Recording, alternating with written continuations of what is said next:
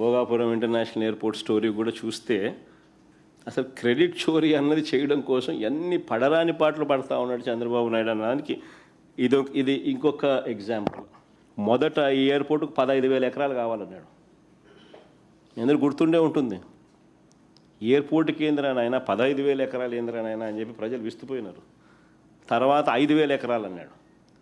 తర్వాత మేము అధికారంలోకి వచ్చిన తర్వాత ప్రాజెక్టు సైజును 2,200 ఎకరాలు ఎయిర్పోర్టుకు, ఇంకొక 500 ఎకరాలు ఏరో సిటీకి, మొత్తం 2,703 ఎకరాలకు కుదించి భూసేకరణ పూర్తి చేసి 3 గ్రామాలలో సుమారు 400 కుటుంబాలను తరలించి దాదాపుగా 960 కోట్ల రూపాయలు ఖర్చు చేసి ల్యాండ్ అక్విజిషన్ పూర్తి చేసినాం. టైం పెట్టినాం, ఎనర్జీ పెట్టినాం, కోర్టు కేసులు సాల్వ్ చేసినాం.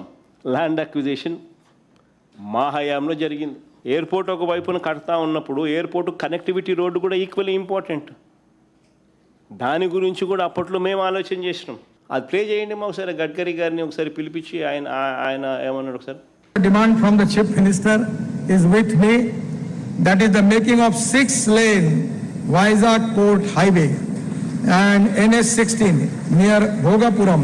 ఆశ్చర్యం ఏంటంటే క్రెడిట్ తీసుకోవాలని ఇంత తాపత్రయపడతా ఉన్న వీళ్ళు అసలు ఆ ప్రాజెక్టులో ఆ రోడ్డు దాని తర్వాత అడుగులు ముందుకేలా.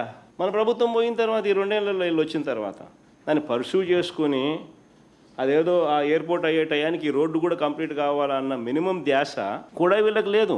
ఈరోజు ఎయిర్పోర్ట్ కంప్లీట్ అవుతుంది. నెలలో బహుశా ఫ్లైట్స్ కూడా టేక్ ఆఫ్ అవుతాయి. పరిస్థితి చూస్తే రోడ్డు కనెక్టివిటీ కుంటు రోడ్డే ఇప్పటికి అయిపోయిండారు. మామూలుగా అయితే వీళ్ళ వల్లనే వచ్చింది అన్నట్టుగా బిల్డప్.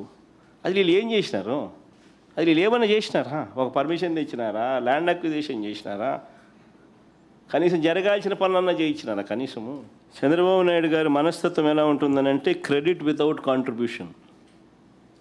అది చంద్రబాబు నాయుడు గారి మనస్తత్వం.